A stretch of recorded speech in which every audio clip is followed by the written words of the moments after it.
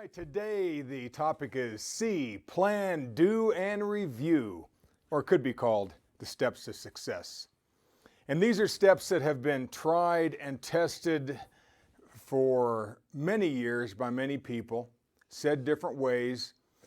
But what I was thinking about is we live vicariously through the power of our favorite verse, or we rely heavily on pithy quotes at times. And we secretly feel as if there's some supernatural power in those words. And by just reading them over and over and over again, we too will accomplish the amazing, just like those men and women of God did, or those great writers. But is it really true? Or is it a mindset that could actually hinder us from our promised success? And you'll get that answer. You'll get that answer today.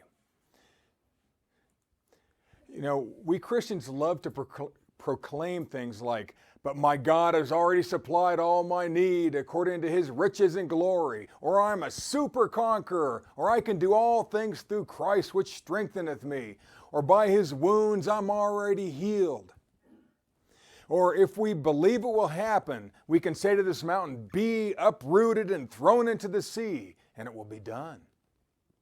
It's rehearsing these, is rehearsing these verses really enough? Has it worked well enough for us? And I'm thinking if we don't have the success that's promised in these verses or these great quotes, then maybe there's a piece missing out of our plan to succeed. Is there another step? You know, you motivational quote enthusiasts may say, do the thing and ye shall have the power, Emerson. Or success is nothing more than a few simple disciplines practiced every day, Jim Rohn. Or life is to be enjoyed, not endured, Gordon B. Hinckley. Or those wonderful popular kitchen sayings, live, laugh, love, or I've decided to be happy. Or how about this one? Only those who will risk going too far can find out how far one can go. T.S. Eliot. Or you only live once, but if you do it right, once is enough. Mae West. And finally, do or do not. There is no try. Yoda. Do or do not. There is no try. You know, we love living vicariously through our favorite verses and quotes, but are we really living the life we dream about, or are we just daydreaming? Even the apostles often were baffled by their own lack of success at times. They knew that they were missing a step or two, but what was it? And we're going to find out today a great big portion of that step towards success. Jesus shook his head at times at their misunderstanding of the indispensable effort it takes to be a success, to fully fulfill your calling, to actually grab hold of your goal, your prize. He needed them to think of life like a garden.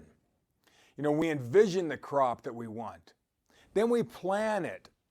We plan that garden and we plant those seeds. And then we cultivate and water. All the while we look over it and we see what's working and what's not working in that garden. Simply put, the 4 steps to any success are you see it, plan it, do it, review it. Quote, vision without action is a daydream. Action without vision is a nightmare. Japanese proverb. Today we're going to find a few missing but necessary steps to success, as well as how to avoid being a failure. So skipping steps. I remember being in a musty, abandoned old barn that had a rickety old staircase that was missing a few steps. Now, one absent step wasn't that hard to step over and to go up, but 2 or 3 in a row made it almost impossible to ascend that staircase. And the same's true with our life. If we wonder why we're just not getting there, there's probably a couple of steps we're missing. We can all see the top, but we all have a lofty goal or that lofty vision, and we want to get from that mental vision to the final step of victory with as little work as possible. Isn't that the nature of man today? But we miss out on life when we leave out those necessary steps. We all want a life full of miracles. We want to win the lottery. It's a fast food, pre-packaged society that we call life. We want it all, and we want it now. We've been trained to think, or should I say fooled into thinking that we are entitled and that God is going to make it happen with minimal effort on our part. Just keep quoting those verses and it'll happen. Just keep quoting those verses and we think it's going to happen. And really nothing is further from the truth. Quotes are good and they have a place in our believing process. Really, they're right at the start. And I use them all the time. But they're only designed to help us get our vision up and help us keep motivated. God told Adam that if he was going to eat, he was going to have to put in the hard and sweaty work.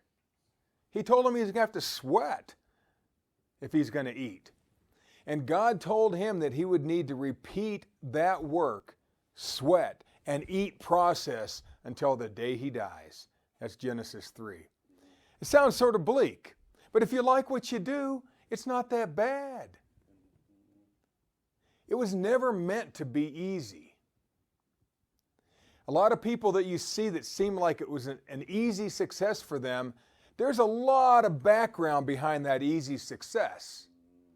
A 30-second routine for a comedian may have taken them 3 or 4 days of practicing.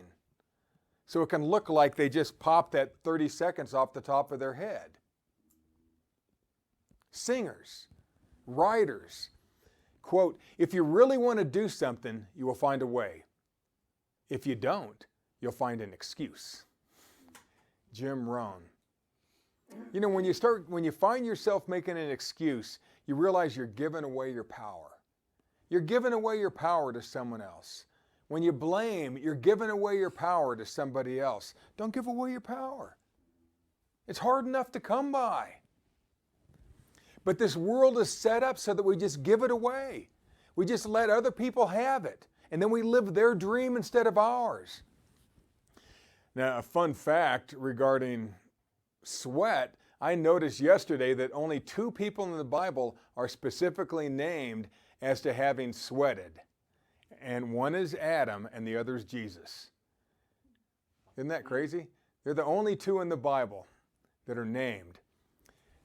Adam lived and worked and sweated and ate for about 930 years. Now that'd be like preparing for 12 consecutive retirements in a row. You think your 25, 30 years of retirement's bad. Imagine 900 years of retirement. See, Jesus, he sweated out those great droplets that were like drops of blood right before he was captured. And he's still working 2,000 years later, but I bet he doesn't sweat like we do. He probably has droplets of light, droplets of energy. I don't know what it is. Here's another quote. Do something today for your future, do something today that your future self will thank you for. Do something today that your future self will thank you for. And that's unknown. And there's going to be many steps to your success process, but the steps that cannot be left out is we have to first be able to see it. Then we have to plan it out meticulously. And then we have to put in the energy to do it and to keep doing it. And then we review it all the time. That's the only way you can know if you're staying on track. First we clearly see it, we envision our prize. Next we plan it out in depth. And then we do it with all our heart. We get busy, we cultivate, we sweat, we persist until we succeed. And through it all, we constantly review the process. It's like planning. or planting and caring for a family garden all the way to harvest. It takes work. You can't just plant the seeds, water it once, and walk away. It takes work. Your life, any type of success is going to take a lot of work. It's a lot of work. It's sweaty work at times. We see it, we plan it, we do it, we review it. See, plan, do, review. See, plan, do, review. It works, folks. It takes all 4 steps to go from the dream to the prize. Skipping over the boring, necessary in-between steps like work, is a fool's paradise. It's easier. There's a better chance of you going out and putting in the work, making up your mind that I'm going to be a millionaire within 10 years. I'll bet if you make your mind up that you wanted to have $1 million in investments or in the bank, you could do it in 10 years. You could play the lottery every day for 10 years, and the chances are minuscule that you'll ever win. Minuscule. There's a better chance of you earning that million than winning that million. So put the work in. Stop wishing. Stop just thinking all these quotes are just going to happen, and make them happen.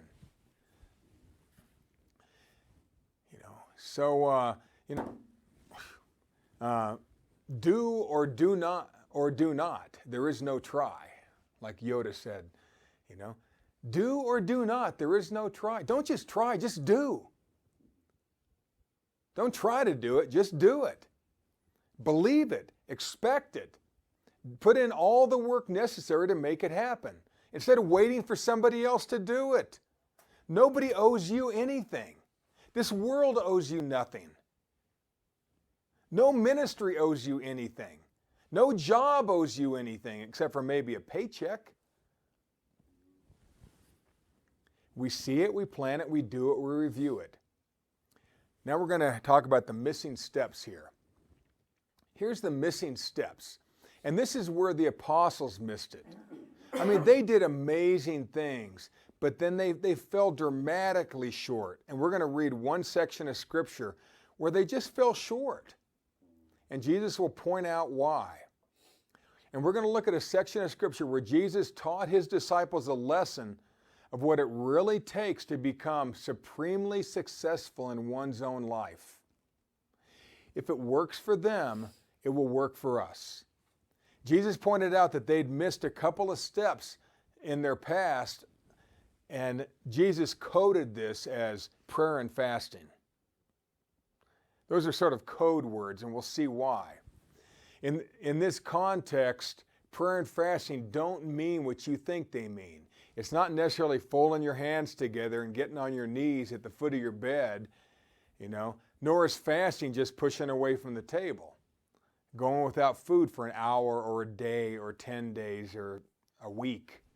You see, these disciples had been with Jesus for a few months. They had the best training in the world from the best teacher that ever walked the earth. And Jesus knew that it doesn't matter what school you attend. It doesn't even matter your training. Success isn't contingent upon your IQ or lack thereof. You see, success isn't dependent on the family you came from. It's all about a lifetime of personal persistence. And it's also okay to start right now. It's like that old saying, the best time to plant a tree was 20 years ago. The second best time to plant a tree is today. If you haven't really started on your life plan, or you don't even have a life plan, you just let life happen. You see, if you don't have one, then get started today.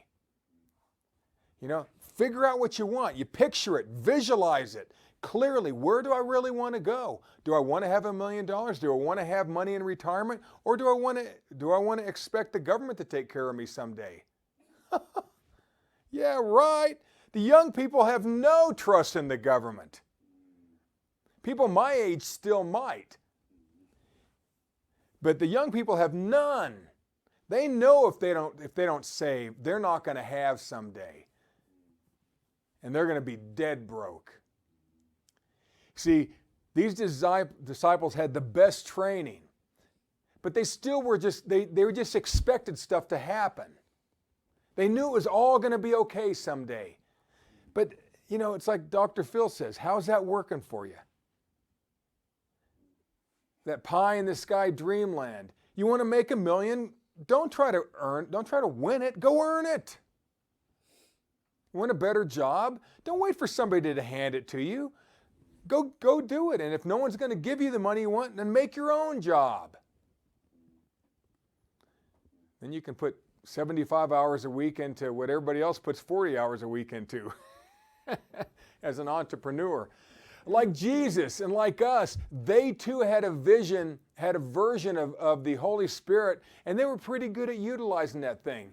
They'd each cast out devils. All these apostles had healed people. It's not bad. They'd done amazing things that some of us have never done. But there was an event that took place near the beautiful, scenic northern end of the Sea of Galilee, and this place was just breathtaking, with the rivers and the streams and the grasses and the animals. That's where way back in the day where they found those one bunch of grapes that it took 2 men to carry. That's that same area of Israel. It was lush. And that's where Jesus and his apostles were. And Jesus basically just shook his head in wonderment while the disciples and onlookers scratched their heads as to why these apostles were not able to heal this seriously hurt and inflicted child. And the hidden lesson my hope is that it's going to help us change our focus and change the way we focus our energy in order to reach our goals and to help others along the way at the same time. 2 simple words bring dreams into reality this old-fashioned way. And those 2 words were prayer and fasting. Quote, "The secret to achieve true success is found in your daily routine." Unknown. Now I'm giving you, all these quotes I'm doing are the exact answers to this. Every successful person knows what I'm teaching here.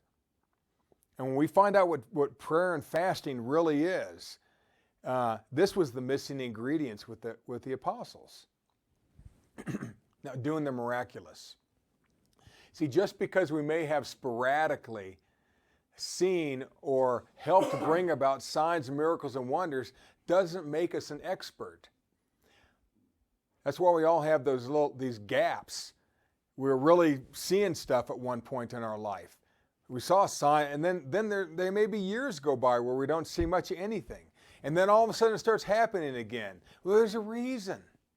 There's a reason. Luke chapter 10, verse 16. I'm going to read it from the Voice. "Listen, disciples, if people give you a hearing, they're giving me a hearing. If they reject you, they're rejecting me. And if they reject me, they're rejecting the one who sent me. So go now." And when the 70 completed their mission and returned to report on their experiences, they were elated. 70.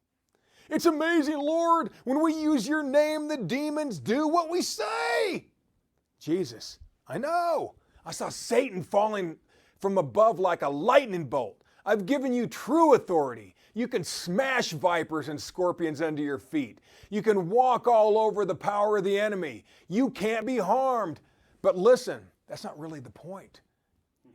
Don't be elated that evil spirits leave when you say leave. Rejoice that your names are written in heaven. Then Jesus himself became elated. The Holy Spirit was on him. He began to pray with joy. Jesus, "Thank you, Father, Lord of heaven and earth. Thank you for hiding your mysteries from the wise and intellectual, instead revealing them to little children, these 70. Your ways are truly gracious." See, the lifestyle of love and power seems so logical and simple, but why does it elude us at times? If we've been given power over the earth as well as over evil, then what really can stop us? And why are we stopped? I recently read read an article about some of the most isolated people on earth, and that's the Yanomami Indians of the Venezuelan Amazon. And the scientists discovered that this group of people are some of the healthiest on earth. And they find that they have 60% more diversity of bacteria in their intestines than people in the United States. And their diverse microbiome has beneficial health benefits like preventing the forming of kidney stones and possible immune disorders and allergies and asthma and even diabetes. And Lita Proctor of the National Institute of Health said, the more diverse your microbiome, the more those microbes bring properties to your body that you might need. See, these healthy bacterium contain genes that are the missing triggers that switch on the genes inside of us that protect us. They don't live in a society like we do, yet in some ways, they have more than we do. God supplies. And the reason I brought this study up is, do you think that our lifestyle at times has kept us from or forced us away from our promised deliverance? Yeah. Oh, yeah. How do we get it back? If everything we'll ever need's already been supplied, what could we really be missing? Why are we missing anything? Why don't we have all abundance at all times? Why do we worry? The birds don't worry. But like I've shared in another teaching, like the Arctic terns, they'll fly 40,000 miles a year for meals and breeding. 40,000 miles! There's that one bird, I forgot, the godwit, that'll fly 9,000 miles straight, and it'll lose half its body weight in flight, and it won't sleep and it won't rest, and I think it's for like 5 or 7 days. It just keeps flying. That's what it has to do in order for it to have its need met. What do you have to do? Well, some of us has to work harder than others. So what? Whatever it takes. 1 John 3:8 from the Voice. The one persisting in sin belongs to the diabolical one, who has been all about sin from the beginning. That's why the Son of God came into our world, to destroy the plague of destruction inflicted on the world by the diabolical one. Just another way to say a verse. He came to destroy the power of the enemy. But I love that term, to destroy the plague of destruction. Remember learning about the bubonic plague in junior high? Almost half the population of the earth was killed by that in the 1300s. Half the population of the earth. But it's almost been eliminated totally, the bubonic plague from our society. It's still in the prairie dogs still have it today, but it doesn't really bother humans. You just go down, get some, you wash your hands and get a shot and you're okay. Remember, when it talks about sin there, sin is nothing more than limiting ourselves by placing restrictions on ourselves on how much we really believe in that good and present God. It's also a restriction on what we're willing to do to get what God promised us. If Adam has to sweat, and he was a perfect guy, started off that way, what do you think we're going to have to do? You think you're going to have to work hard? Yes. It's going to be harder than you think. We got to get this magical, Bible stuff out of our heads. God supplies all your need, but you got to go find it. You can do all things through Christ, but you better do what the Christ did if you want to do what the Christ did. Answer me this. How many miracles did Jesus do before he was 30 years old? None. Now, but was he perfect? He was perfect. But was he powerful? No. So you can be perfect and not powerful. We can be powerful even if we're imperfect with that Spirit of God. Now, this isn't really teaching on the Spirit of God, but it's an advantage we have. The main thrust of this teaching is the mindset and the work work set, the mindset of work that we're going to need to really reach our target goals. It's hard work, folks. To get that new job, to get more accounts, to keep a family, sweet and loving, to find a new love. Whatever it is, it's hard work. Here's the key to unlocking our true human potential. How to figure out how to live according to our original design of Genesis. And part of that is by learning to activate that Spirit of God within us. And in conjunction, it's putting in all the necessary work possible to reach that goal. It's like Vince Lombardi would start off every season, an old football coach. Men, this is a football. This is the football. And so it's just starting back over. What's the vision? What's the plan? And he also said winning, he said winning's everything. That's the goal. Everybody wants to make it to the Super Bowl.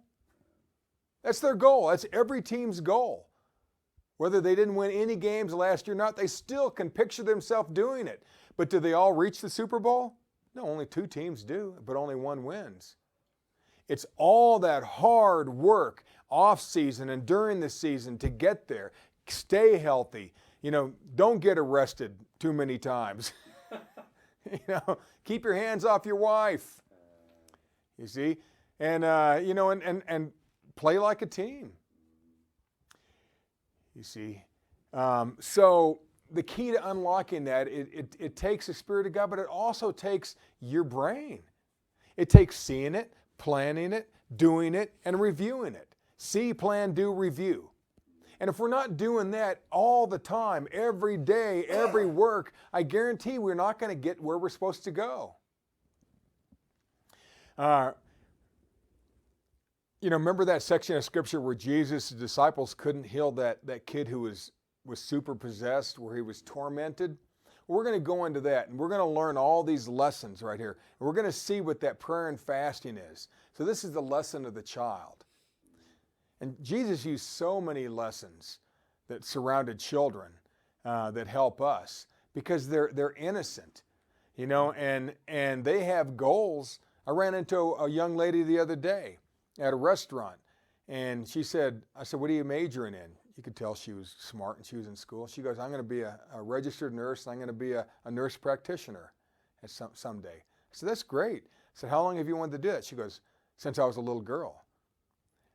I was in a hospital with my brother, and the nurses were so amazing and helped my family so much, I couldn't see myself doing anything but being a nurse. What do you see yourself doing? If you can't see yourself doing anything but that, you're going to get there. Plus, she's going to school. She's doing everything she needs to get, she's working a job, going to school full time, has an apartment with other friends. And it's hard work to do that stuff. But I'll bet in 10 years she'll be the nurse that she wants to be. So here's a lesson to the child. Now, to set it up, Jesus, Peter, James, and John, remember, those other 3 besides Jesus were fishing buddies. They had owned a fishing business together. And they were sort of his right-hand men. And they knew each other intimately.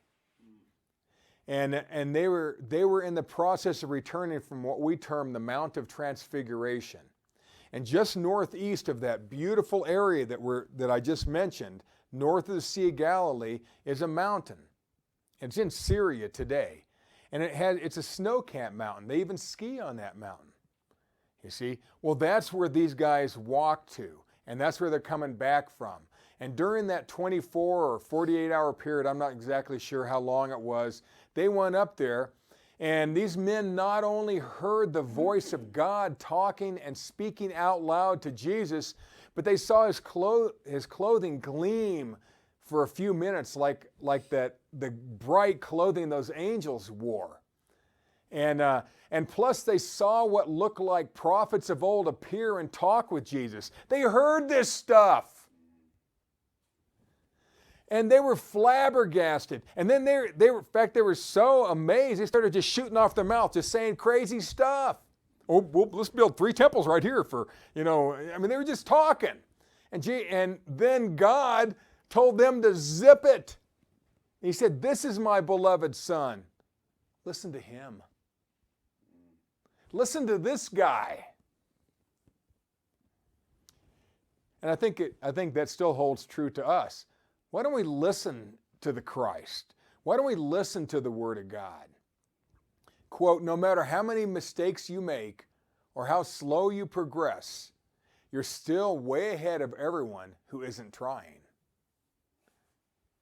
Unknown. Trust me, you're going to fail. There's a book written, Fail Your Way to Success. If you're not having failures, you're really not trying. You just keep moving. You get up, you make a mistake, you get up. If you let a mistake stop you, we're weak. We push through that stuff. We're all going to make mistakes and do dumb stuff. Now these guys are getting close to the area where they'd left the main body of disciples a day or so before, and they could tell by the animated body language of the now larger crowd that something was desperately wrong as they were walking back and they were getting closer. And they saw some of the religious leaders, and they had come to mix it up with the disciples. They wanted to catch them and mess with their heads. Verse 14, and when they reached the rest of the disciples, Jesus saw a large crowd had gathered, and that among them the scribes were asking questions. And right when the crowd saw Jesus, they were overcome with awe, and they surged forward immediately, nearly running over the disciples. You can sort of picture that. Jesus to the scribes, what are you debating with my disciples? What would you like to know? So now he's sticking up for them. And before the religious and self-righteous scribes could answer, a weathered and worn down man pushed through the crowd, and he chimed in. Father in the crowd, teacher, I've brought my son to you. He's filled with an unclean spirit. He cannot speak. And when the spirit takes control of him, he is thrown to the ground to wail and moan, to foam at the mouth and to grind his teeth and to stiffen up. I brought him to your followers, but they could do nothing with him. Can you help us? Now, this kid was not a pretty sight. His face was covered with mud and foamy spit. He would loudly grind his teeth and throw himself on the ground and roll, and when someone would touch him, he'd just stiffen up. The father was all out of ideas and brought him to the ones he thought might be able to help his boy. And he went to the place he'd heard Jesus was supposed to be. But Jesus wasn't there. So the fatigued father let the disciples have a go with healing his vexed boy. They'd done it before. People knew this. These guys are from this area. They're from the Sea of Galilee. People knew them. They probably knew those scribes. They may have even walked past and seen this kid doing this kind of stuff over the years. They're from that area. That's where their fishing business was, right there. The boy is obviously possessed and needs spiritual deliverance. But because they were gone, Jesus was gone, he asked his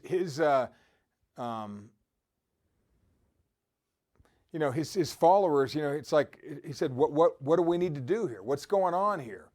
And they asked him, what can you do to help us? The dad. And here Jesus said, oh, faithless generation, how long must I be among you? How long do I have to put up with you? Bring the boy to me. Now he's a little bit perturbed here, but he wasn't just perturbed at that father, and that's sort of what it sounds like here.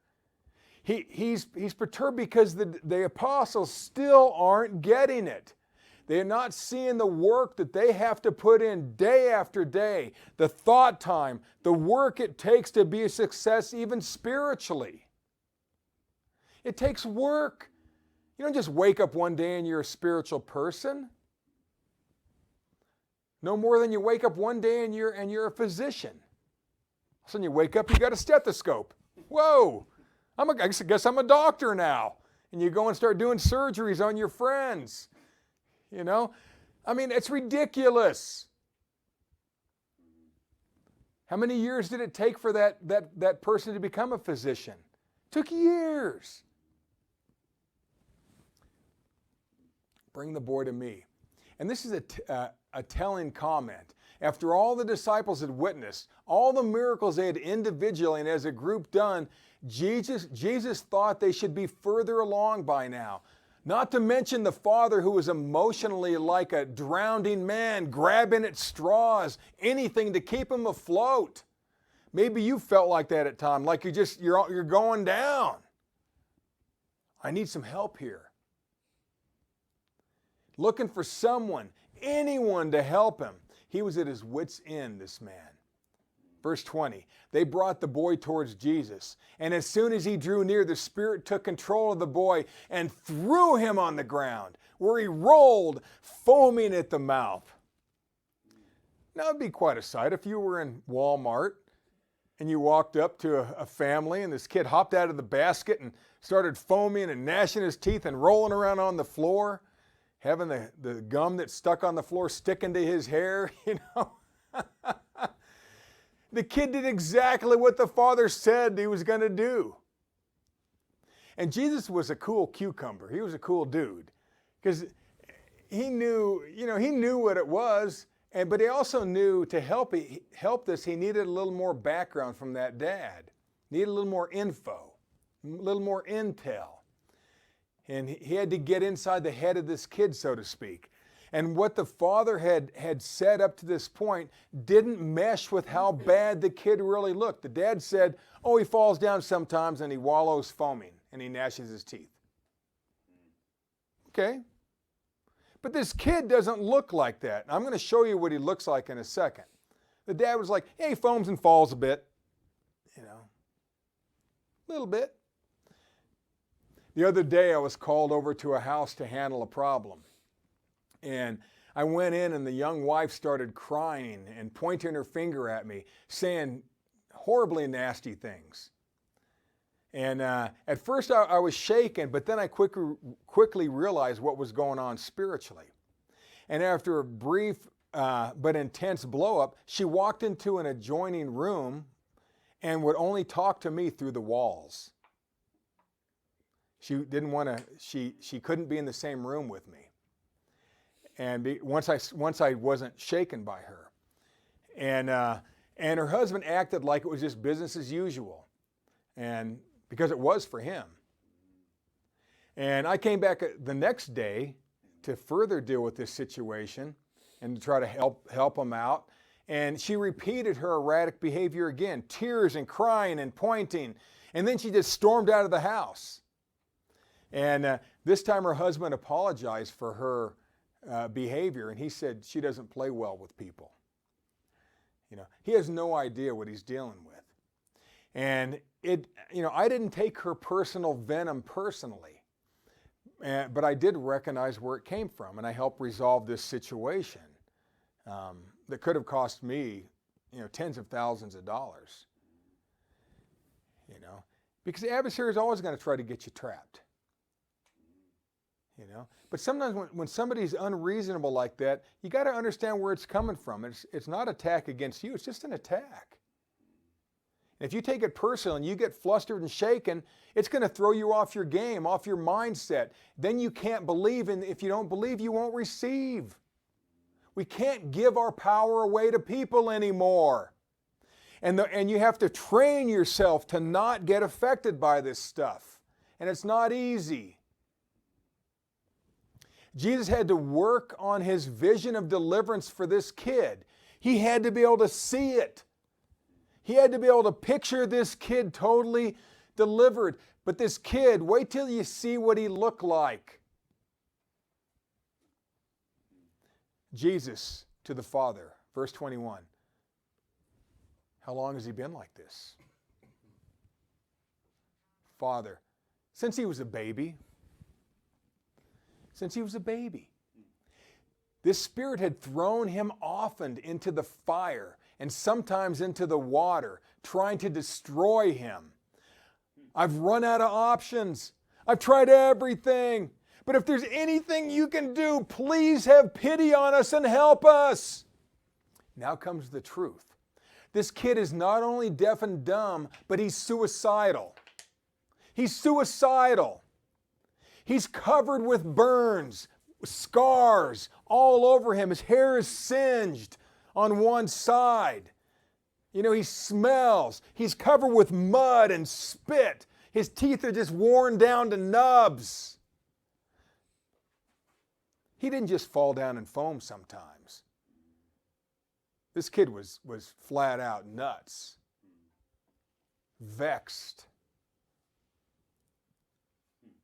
Have pity on us. Help us. You know, this kid has to be watched 24/7, or he's going to try to off himself. I don't know if you've ever been around somebody who was suicidal. I mean, serious about it. I mean, it's scary.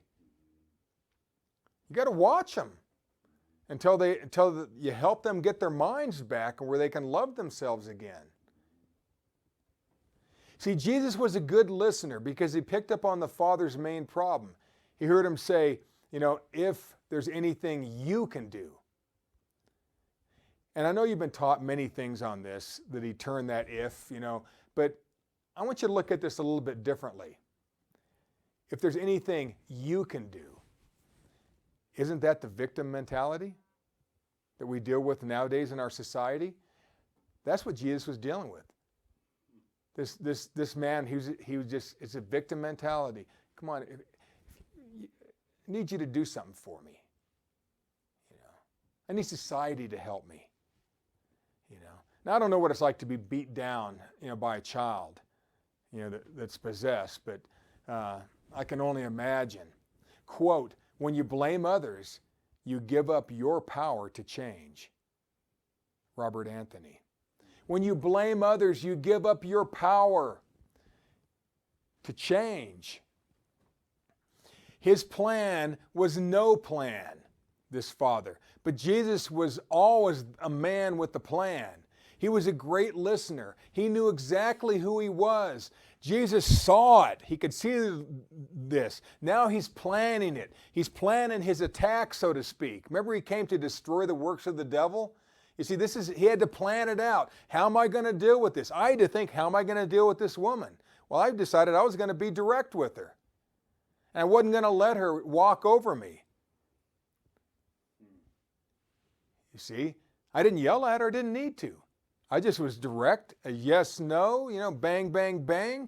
And when I got tired of talking to her, I just looked at her husband and she still tried to talk, but I just, you know, I mean, whatever it takes. Pretty soon she couldn't stand it and had to yell through the wall. You know, it's craziness. We all deal with crazy people sometimes, but a lot of times it's not crazy. You know, there is really actually people with spiritual problems. I know the world thinks that's crazy.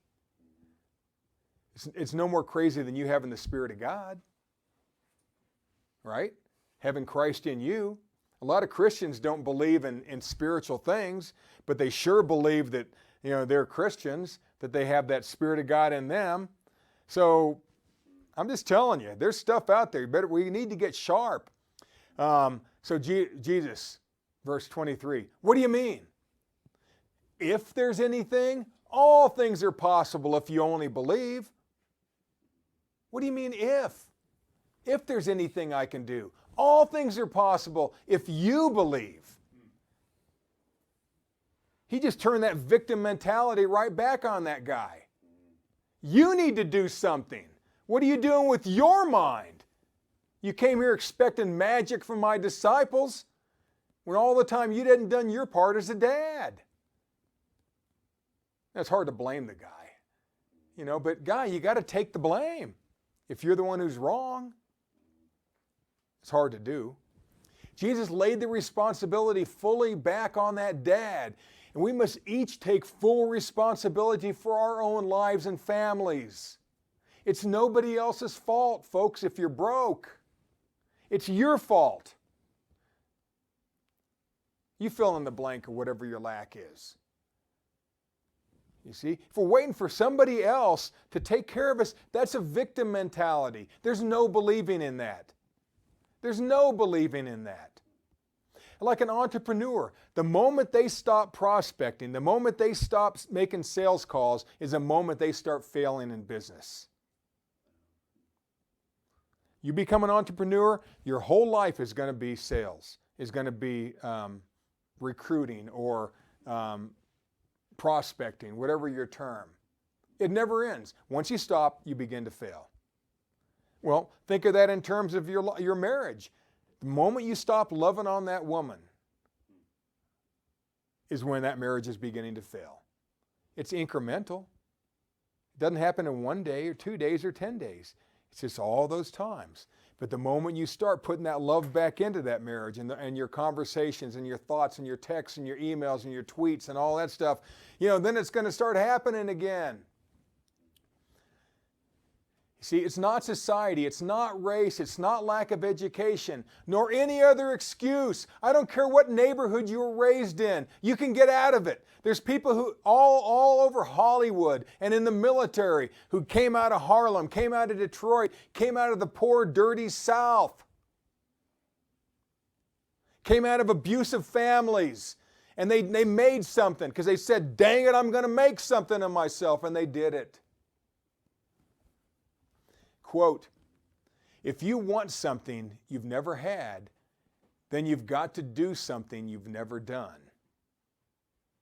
Unknown. See, it's me, O Lord. Take it on. All things are possible as we believe, and believing is nothing more than a full commitment.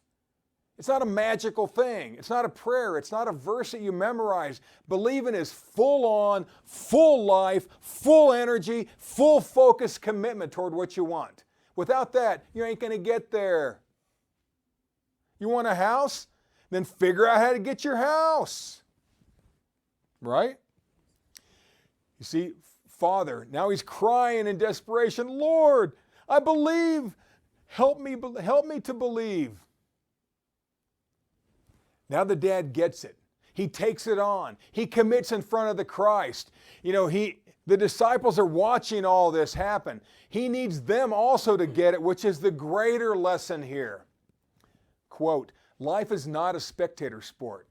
If you're going to spend your whole life in the grandstand just watching what goes on, in my opinion, you're wasting your life. Jackie Robinson. It's not a spectator sport. Get involved in your own life.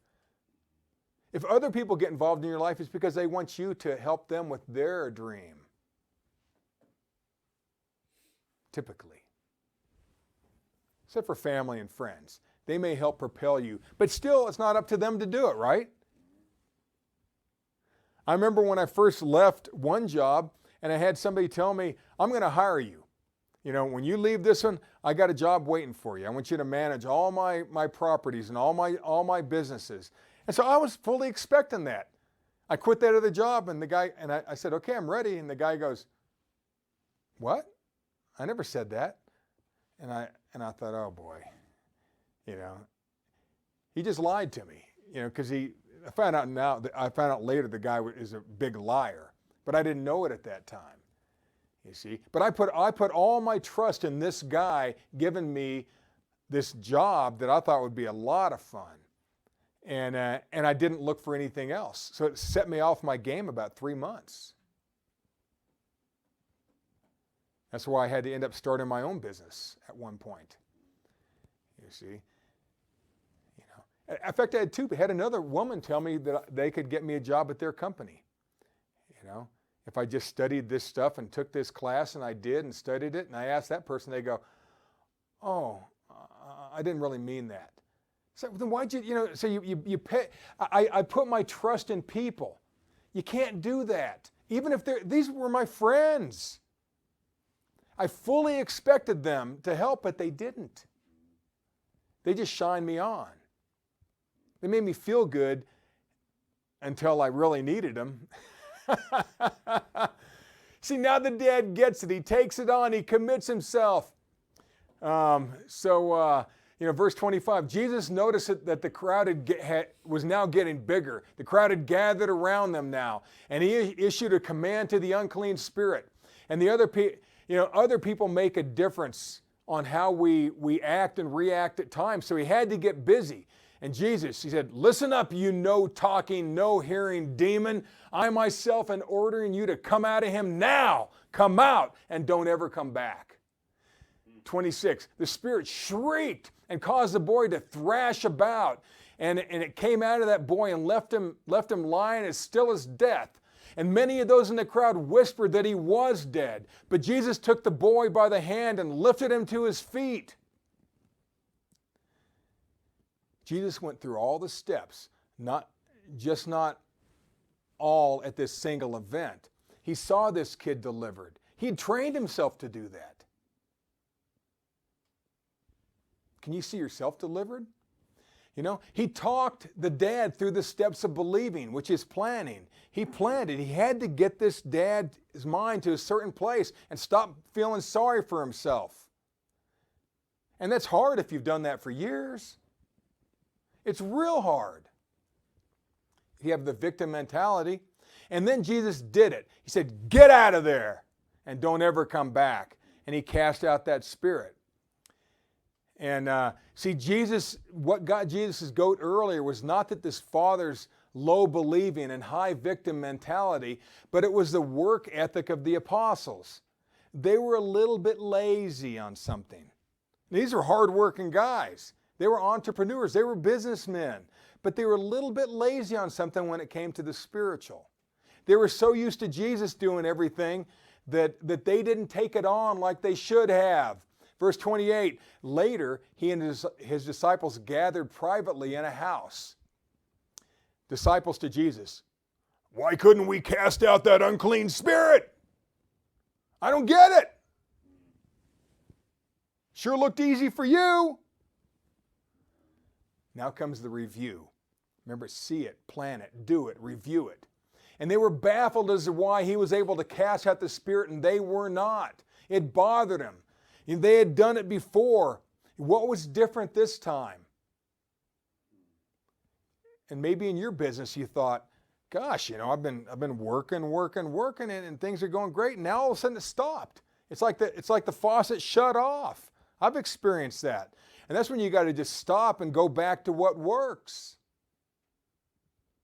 I realized it in my new business. The other day I wasn't seeing the numbers like I wanted. And I track them daily. I have this, what I call a scoreboard, and I look at this every day. How many people I talk to, what I'm doing. But it wasn't working like it did 1 month prior. And I thought, what's the difference? And I realized that I was confusing activity with accomplishment. I was very busy. I was staying busy 8-10 hours a day, but I wasn't being busy prospecting. I was just being busy. And once you stop prospecting, you start failing. Once you stop bidding, you start failing. Once you stop watching over your job or getting more education or whatever you need, if you work for somebody, you're going to begin to fail. It's sweat. It's working your whole life until the day you die. That's what we're set here to do. And it doesn't mean it's bad. Work isn't bad. Work is supposed to be rewarding. Heck, most Europeans' names have something to do with a job. Smith, Tanner, Taylor, all these names. They're all just a profession. Quote, it had long since come to my attention that people of accomplishment rarely sat back and let things happen to them. They went out and happened to things. Leonardo da Vinci. Go out and happen to things. Go out and happen. Verse 29, that sort of powerful spirit can only be conquered with much prayer and fasting. And this is the lesson. Now, it doesn't have much impact because we don't understand what this really means yet. This is an answer to so many of our problems. If we can figure out and unlock what prayer and fasting means, we'll crack the code to our personal success. It's not magical. Anyone on earth can and must believe to succeed, but not everyone has prepared themselves to believe big enough to move massive spiritual or personal problems, be it business or health. Be the fast. Be the fast. So let's let the word define this word fasting for a moment here. And it means more than going without food. So Isaiah 58, we're going to start in verse 5. This is what a prophet said. Is this such a fast that I have chosen? A day for a man to afflict his soul? Is it a day to bow down his head as a bulrush? To spread sackcloth and ashes under him? Wilt thou call this a fast, an acceptable day to the Lord? Do we do what we do for show so everybody around us will think that we're really being successful? Are we men pleasers? Well, the Spirit of God will expose the posers, even if we're doing it. I had a real eye-opening day on Thursday when I realized what I had done. That I was avoiding doing what I knew I should be doing with prospecting. I was keeping myself busy with webinars and more education and all this stuff. And a lot of times that's just a cover for fear. If you're an entrepreneur of any sort, the thing your job really is prospecting or sales. Everything else comes secondary. You'll learn your profession. You can figure out your profession, but if you don't keep selling, you will lose in sales and as an entrepreneur. So we're going to see what God calls a fast. And we're going to move into the deeply entrenched and how to move these integrated problems out of our way. And it's a lot more than pushing away from the table, like I said earlier. Is not this a fast that I've chosen? To loose the bands of wickedness, to undo the heavy burdens, and to let the oppressed go free, and to break every yoke? Is it not to deal thy bread to the hungry, and thou bring the poor that are cast out to thy house? When thou seest the naked, that thou coverest him, and that thou hide not thyself from thine own flesh? Can you see yourself doing any of those things? Well, this is what this prophet was supposed to be doing. He's supposed to give his life totally in service. Well, in some ways we need to as well. But think of how do you give everything you've got to cover it, getting your business back covered again with what you have to give? That's what it takes. It takes everything. It takes all your energy, all your time to really make it happen. It's every moment, it's every thought. It's not hanging out with negative people. You just avoid you change them or avoid them. You can't afford it. You can't afford the music that makes you depressed anymore. You can't do it. It's everything. This is the fast. It's your entire life. It's everything you do. When you get home, do you just play on the computer and look at nothing, and then 2 hours later you're not any more smart than you were before? Or do you get on there and learn something and move towards your career? If you really want to make $1 million, it's going to take a lot of work.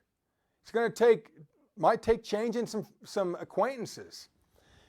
Here, verse 8, then shalt the light break forth as the morning, and thine health shall spring forth speedily, and thy righteousness shall go forth before me, and the glory of the Lord shall be thy reward. You're gonna see what was once cloaked in the darkness. Your health is gonna germinate like a new plant in the spring. Your loving lifestyle is gonna be felt like a shock wave to the people around you. And the power of God will back you up. It's going to watch your six if you'll just start moving. There's no point for radar in a plane that stays on the ground or armaments. Get up, get moving, get flying. Jesus understood these verses, and that's what he wanted to remind them of.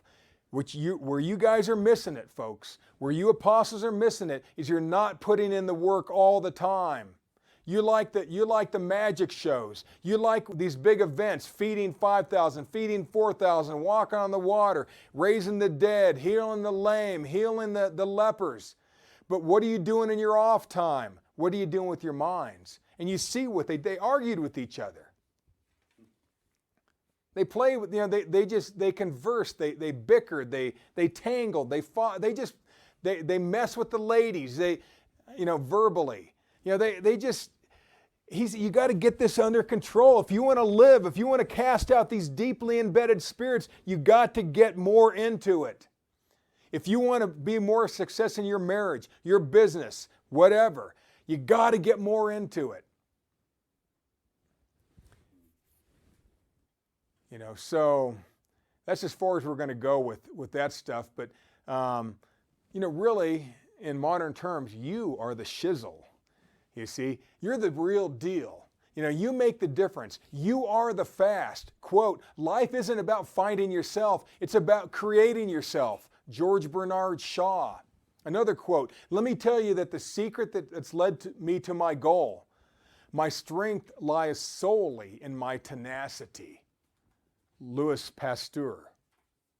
My strength lies in my tenacity. That's where your strength lies. That's what these apostles, they didn't have it all the time. You see, what Jesus was trying to convey to the apostles was it to be truly successful takes changing an entire lifestyle. It's like a diet. Diets don't work. You got to change your lifestyle. You have some special fad diet, and in 2 years, you're going to be right back where you were. It's a total life change, a lifestyle change. That's how you make that $1 million. That's how your success, spiritually, mentally, physically, financially. See, we love living vicariously through our favorite verses and quotes, but are we really living the life that we dream about? Quote, we can learn by doing, but we can never do by learning. Nick Murray. Perpetual students, they do nothing for society. Do something. See, even the apostles were baffled by their own lack of success at times. They knew they were missing a step or two. Jesus had to show them what it was. For them to be a success, to fulfill their calling, to take on the ministry after he was gone. He needed them to think of life like a garden. Envision the crop that they wanted. Plant it out. Plant the seeds. Faithfully cultivate. Faithfully water until harvest time. All the while, look it over and see what's working and what's not working. What you plant now, you're going to harvest later. You see, everything we say, everything we do has got to point us in the direction of our goals. There's no quick fix to long-term problems. Like that dad of that vexed child who changed his mind and the lights turned on for the apostles, success takes a lifestyle change, not a memorized verse. Simply put, the 4 basic steps to any success are: first, we see it, then we plan it, then we do it, and we keep reviewing it. Those are the steps to success. God bless.